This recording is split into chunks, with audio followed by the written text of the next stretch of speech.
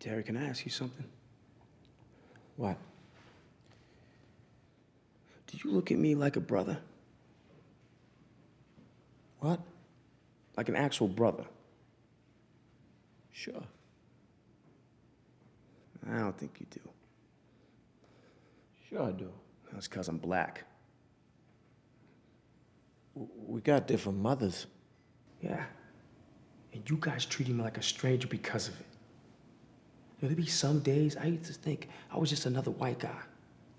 I fucking grew up in Palm Springs with some of the whitest people in the world.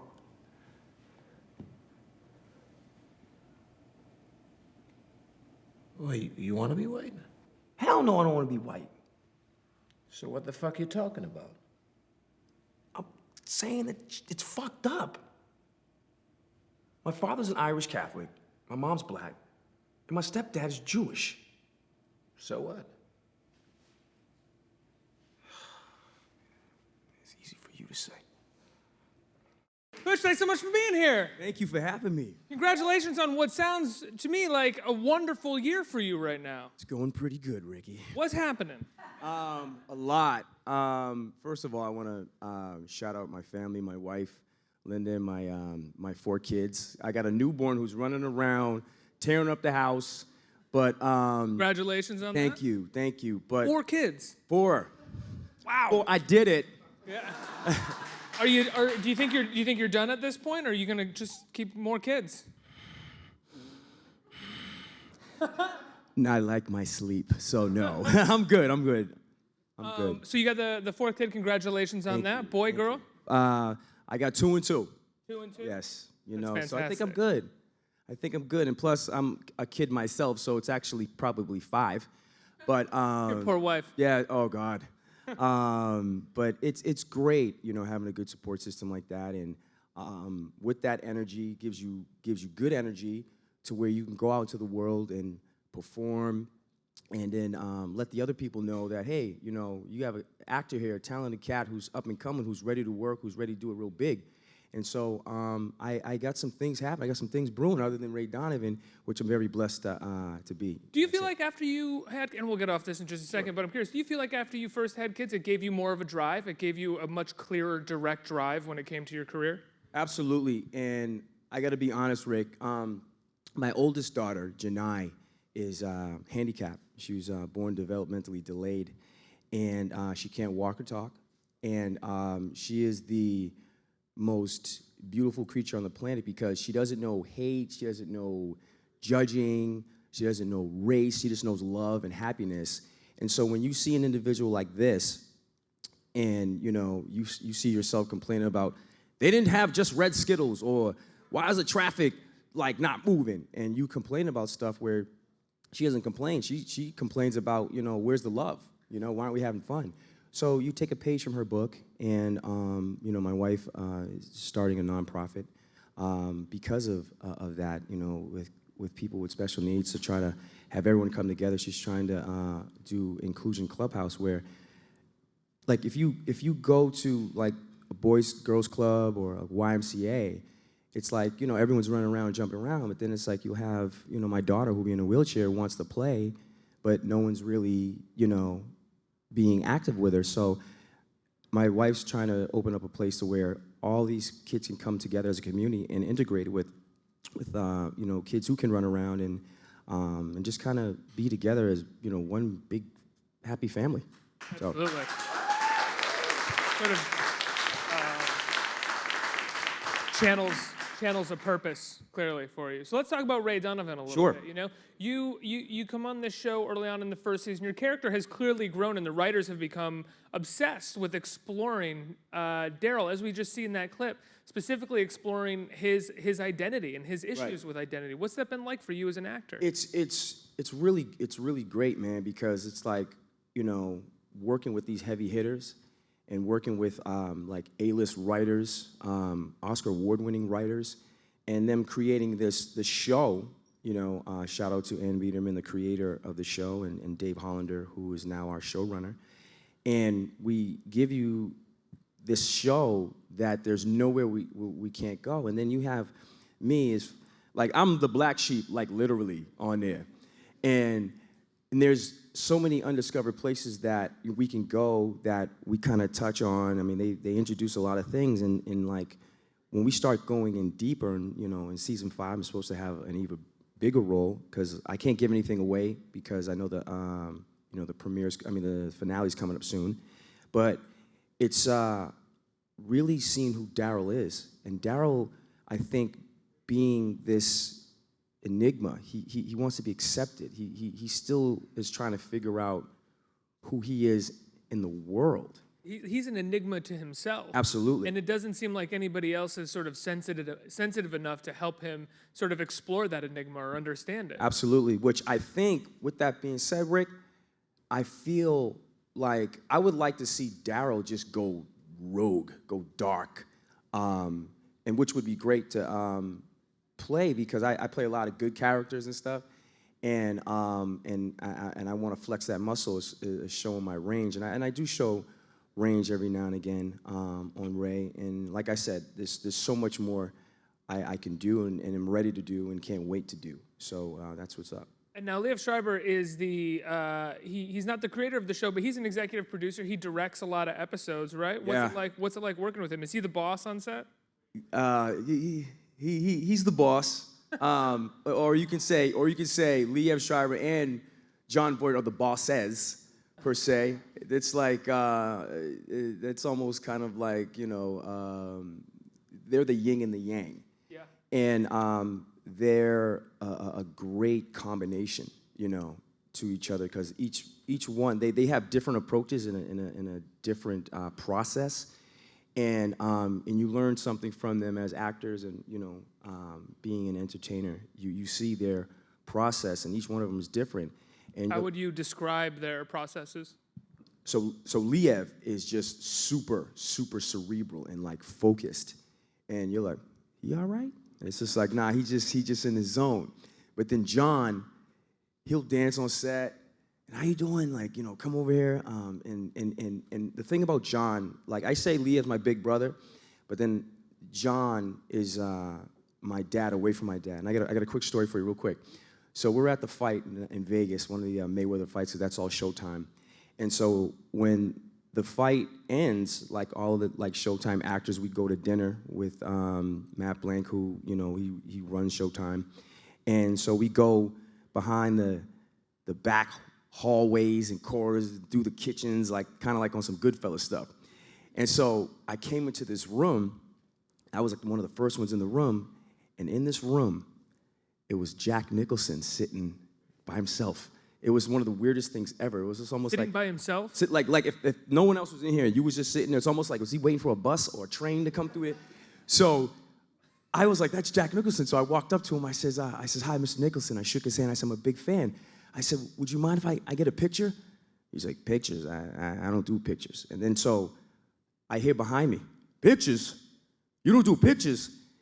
And then Jack looks over and goes, is he with you? He goes, that's right, it's my son. And he goes, in that case, we're taking a picture. So we all, but then they get up and hugged, and they started laughing, and you can see in their laugh and their hug, there was a lot of Hollywood history there. Yeah. And Jon is such a fun guy, and in his work, he's fun, but he's executing, and he does a different take every time, and then when you see it, he's just brilliant. There's a reason why he won an Oscar. And now you clearly developed a kind of relationship with Liev, right? You just jumped into another movie of his, Bleed for This, where you play Muhammad Ali. It premiered at Venice and screened at the Toronto Film Festival. How did you get that role through Liev? Our film is called The Bleeder. I think Bleed The Bleeder, excuse me, I'm so sorry. No worries. Bleed for This is a different Yeah, that's Vinny Pazienza film with Miles Teller. And Ben Younger directed it, who is a New Yorker who I worked with while I was in New York. But Bleeder's about Chuck Wepner, and yeah. The Bleeder, guys, is the real story of Rocky Balboa. And Chuck Wepner, when he went the distance with Muhammad Ali, I play Muhammad Ali in the film, and so in the story, in the real story, guys, you should look it up on YouTube. It's great, and even the Chuck Wepner, the real Rocky on 30 for 30 for ESPN is amazing. He gets a call, so Chuck Wepner gets a call to fight Foreman. So everyone was counting Ali out because Ali and Foreman were going to fight in Zaire. They fought in Zaire. The what was it? The Rumble in the Jungle, and everyone had counted Ali out not to win. So Wepner gets a call and says, "Okay, when Foreman beats Ali, you're going to get the title shot and fight Foreman." So he was really excited. It was like Chuck was like, "Yeah, I can't, I can't believe I'm gonna get a shot." And by the grace of God and the will that Ali had, and rest in peace to the greatest, he beats Foreman. And now he was like, Chuck Wepner was a little disappointed because he's like, well, it's Ali. He's like, man, he'll probably go get some other, super fighter to go fight Ali. And like, Ali's the greatest. But George Foreman put a whooping on Ali to the point where Don King wanted to set up another super fight, but Ali's like, I can't, like, I gotta get back to me, and George really hurt me. So then he said, okay, well, what about the Great White Hope? And he said, well, let's do it. He said, well, and Don King was like, well, we'll make it like a race fight. And then so it was like black against white type of thing, but it wasn't like a real racial thing because Ali wasn't racist. It was more of like a show and selling tickets, because there's a scene in the movie which I don't know if it's gonna be in the film in the final cut, but we shot this film where Ali was telling Chuck, I want you to be racist towards me. And then Chuck's like, well, I'm not a racist, like, I'm not. I have, black friends, black sparring partners. And he said, well, you want to sell tickets? He said, well, this is how it works. And so, but he still couldn't really bring himself to do it. And out of respect for the champ, Chuck Wepner trained really, really hard. Like, we all know who Ali was. We know what he meant to us as a people, to the world. So Chuck is one of the same things where he's like, I'm gonna train really hard to give Ali the best fight I can give and just go all the way, to the distance. And so he did, but he got knocked out in the last round, 15 rounds, 13 seconds left. And he went the distance, but he showed so much heart, and this underdog who got the shot to where Sylvester Stallone watched this and created Rocky and literally told Apollo Creed. And Apollo Creed was Muhammad Ali, and spawned this whole franchise to where Chuck didn't get a dime. And when you see this movie, it's hilarious as to like, I'm telling y'all, it's funny. Because Chuck Wepner was walking around saying, I'm Rocky Balboa. And he had nothing to show for it. Yeah, it's crazy because he was like living this like double life. Like I'm one hand over here, I'm Chuck Wepner, but then I'm Rocky Balboa. I'm the real Rocky Balboa, and he was like living in this fantasy world.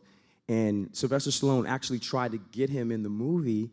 But I don't want to give anything away because it's great, and the actors involved in it are great. And Liev was just so spot on. He was so money. His wife also was in it, Naomi Watts, Ron Perlman, Michael Rappaport, Morgan Spector, and Elizabeth Moss. An incredible cast. It's pretty fascinating. What was it like for you training to play Ali? Did you just look at Ali footage? Did you watch any of Will Smith's Ali, or did you sort of try to stay away from anybody else's performance of Ali? Where did you go to find your Ali? Well, first I had to look within myself. I mean, Liev actually gave me the vote of confidence because like we train on Ray Donovan. Like I box for real. I'm like 23-0 as a fighter.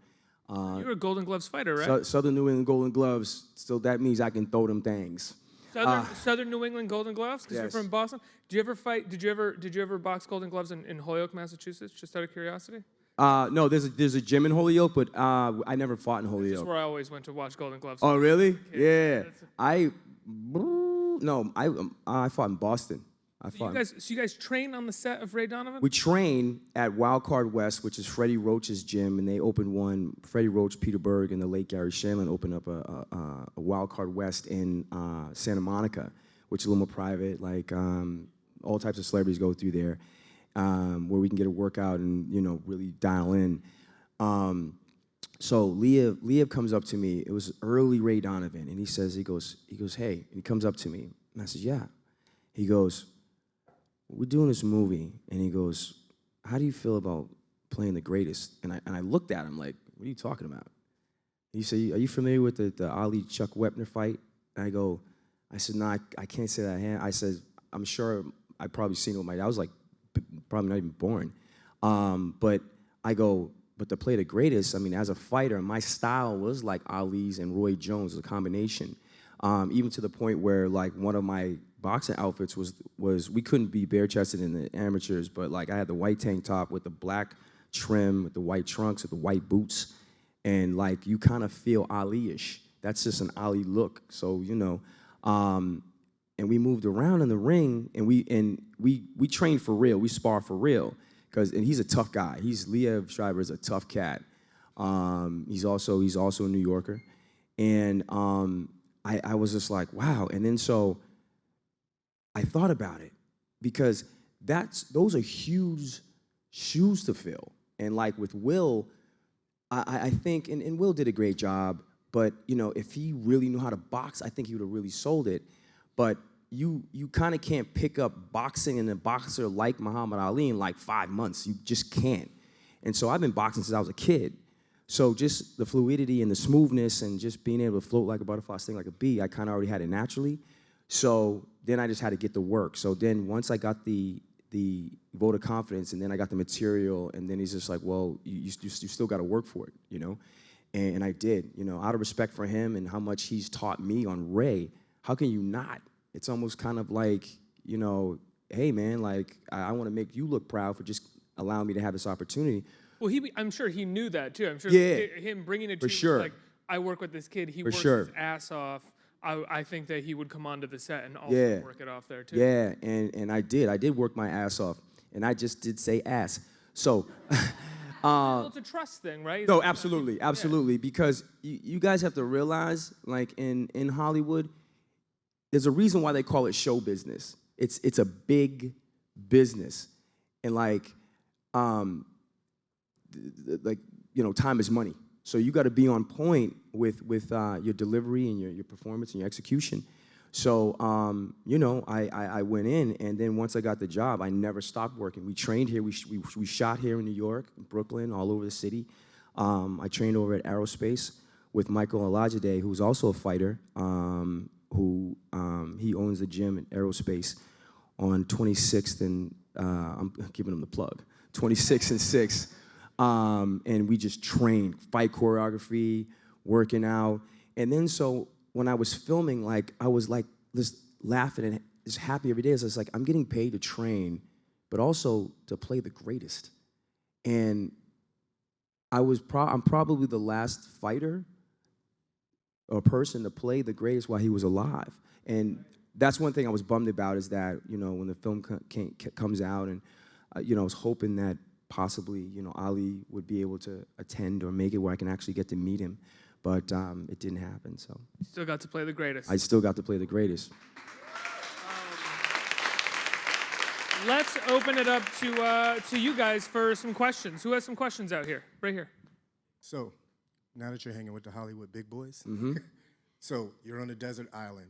Okay. Dead or alive, you can pick anyone to be with you, and what book would you bring, or movie? I'll give you a movie. Okay, who would I pick to be on the desert island with me if it was just me? But it has to be a Hollywood big shot, another Hollywood person? Can it be his family? Oh, okay. This is a kind of a tough, good, but hard one. I would say,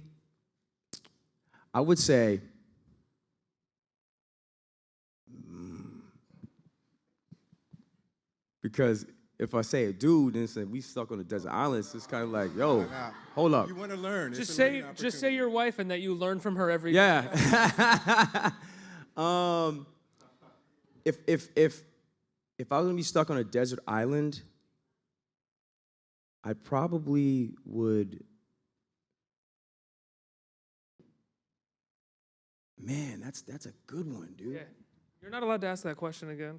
No. I mean, I could take the high road and say, yeah, I'll be on the desert island with my wife. I mean, I'm sure we're going to probably go to a desert island at some point in time. But I think if I were to be stuck on a desert island, I probably would choose my my 8-year-old son. I choose my 8-year-old son to make sure that, because I would give him all the knowledge that I had growing up, because there's a reason why I'm here. It hasn't always been peaches and cream for me. It's always been tough. I mean, I went through some dark times, you know, and I think that's what keeps me grounded. And one of the reasons why, and like I said with my daughter, it's one of the reasons why I'm able to connect to people. But I would probably choose my 8-year-old son, because he's the next in line for the Hall last name, and you know he's the next man of the house. The book I'd probably bring would be Art of War, or Sun Tzu, and then just give him everything, so that eventually I would teach him and learn him to where if he didn't get rescued off the island, that he would know or make the attempt and know what to do to get off the island. And then once he got off, which even if you get off, it's gonna give you so much knowledge and weaponry in the world of how to survive, have confidence, and be able to like think on your feet. And so was there another one? It's like who, book? And I think that was it, yeah. that was it, okay. Next question. Hey man, thanks for bringing the fire so early in the morning. Hey, bro. Seriously. And I don't even drink coffee. That's inspiration right there. I need at least a couple of cups to get me started. I do want to stick on the topic of family. Absolutely. I know earlier in the conversation you were talking about your own kids, and for me that was very moving. I actually have a good friend. They're new parents. They have a child that was born a couple of months ago, and he is paralyzed and having breathing issues, and I've seen that it's taking a toll on the father especially. As a friend, I like being there for support and trying to do the best I can. Looking at you and seeing your strength, what's the best possible advice you could give to a family that, I don't want to say is dealing with something like that, but maybe an extra challenge on top of being just a parent in general? Well, yeah, bro, that's a tough one, and I'm just gonna come out here and say it. I don't wish that on anyone, but when it does happen, it's still a blessing, and it is stressful and as tough as it is. It's trying to find that inner strength, whether it's through prayer, whether it's just constantly like talking and like, you know, and not being afraid to say, hey, I need help. Hey, this is tough on me, because, you know, as fathers, as moms, I mean, especially as dads, they're like, and if you have a wife or something, it's like, well, I want to have a son. You know, you're thinking about football, basketball, I'm thinking about baseball. I want to, you know, all types of guys shit, you know. But when you get a daughter, it's just like, whoa, and it humbles you. But like just having a healthy child is a blessing. But then if there's something that happens to where that they have a situation, it's still a blessing. And then it makes you stronger. And I think with your friend, I think you have to really stay with them, offer that support, because let me tell you something, it's a mental toughness like no other. Because when my daughter was born with her situation, she was born with hypoplasia of the corpus callosum, CP, and she started off in the school with a lot of other special needs kids, and we'd all come in as couples, like as parents, and the teachers would like be working with us. Then you would slowly see one of the parents fall off, and like, hey, well, so where's so-and-so? He's no longer here, he just couldn't deal with it, or she had a breakdown. So it's serious, and so I share that with people, and I don't like to pretend like it's easy, it's tough, but my father said, once you find a job that you love, you never work another day in your life. And so I've been so blessed to be working in an industry that I love. Like I was saying when I was filming The Bleeder, like I was laughing the whole time, you know, and I didn't even sniff laughing gas. I was just happy. And then that can help balance dealing with, you know, your daughter who's 18 now. She's like the same size as my wife. She's a real individual. Like you got to deal with her, like change her diaper, like bathe her, feed her. And, you know, you try to find that balance, whether it's through prayer, through friends, and meditation, and just like, sometimes just say, hey, I need help, guys. You know what I mean? But strength in numbers. Absolutely, absolutely. I think we have time for one more question. Right here. Hi. I just want to know, since you play Ali, do you have any quotes or moment of his that you remember? Oh man, he. What's great about Ali? What a lot of people remember him for is, I'm a bad man, and it's like, he's not challenging me. He's challenging boxing, like all types of the Ali quotes and phrases. See it coming out right now. You're just starting. Yeah. But when you see the documentaries and then you see that human side of Ali, he's very soft-spoken and very engaging, to when he's talking to you and the things that he's saying, he is telling. It's almost like, that's why I feel Liev chose me, is because being able to connect to people and getting them to listen. Like Ali had you listening, whether he was, telling jokes or just being charming and acting silly or funny, but it's because he cared. He cares about people. And another individual who was similar to him was Bruce Lee. It's kind of like you got to love yourself to the fact where it's just like, I love myself to where I want to give that and make sure people know that I love them, to where you love yourself, to where we can go out in the world and there's nothing we can't accomplish. I don't think we compliment each other enough without it being like, I know sometimes compliments and stuff can be taken as, oh, he's flirting with me, or he wants something from me. Like, I give people compliments all the time just because it's like, yo, dog, that's a dope hat. Yo, I like your sweater. And it's just like, I'm not trying to like have you like meet a producer, or like I'm not trying to take you to dinner or like on a date or something. It's just like, that's dope. So like, I like to voice the things that I like and to make sure that, hey, I got a compliment, thank you. Because sometimes we need those things, because you never know what individual is going through something. We're like, damn, I can't catch a break. And it's just like, and then someone says, hey, man, smile, cheer up. It's all good. It's going to get better, whatever. And give someone a compliment or just acknowledge them. It's the small things that really count. So, Pooch, before I let you go, what can people expect to see from Daryl for the end of the season? I'm not sure how far, or if a lot of people haven't seen Ray Donovan, but with Daryl, he's not really messing with his dad, because the situation with his girlfriend, that she got killed, that really hurt him. And it's just like, yo, yes, he's my dad, and like out of all the brothers, like I was showing him the most love, and he still was just shitting on me. So it was kind of like, and I'm starting to kind of form a relationship with Ray, where Ray's not so like, get back, Daryl. Ray's starting to bring you in a little bit. Yeah, a little bit. So it's kind of like, that's kind of cool. So I think with that, we'll see what happens as far as where or who Daryl, is going to, align himself with and be like, okay, this is the new team I want to be a part of. So, you can follow me on Instagram at I am Pooch Hall, and my Twitter, @Pooch Hall, for updates, because a lot Showtime and Ray Donovan always have me post stuff and certain things. And keep your eye out for my FanDuel commercial and another project called Media on TV One, which is a combination of Empire meets Godfather.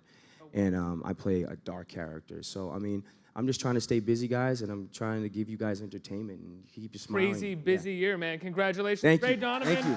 Sunday nights at 9. Pooch Hall, thanks so much, man. Appreciate you, bro. Hell yeah.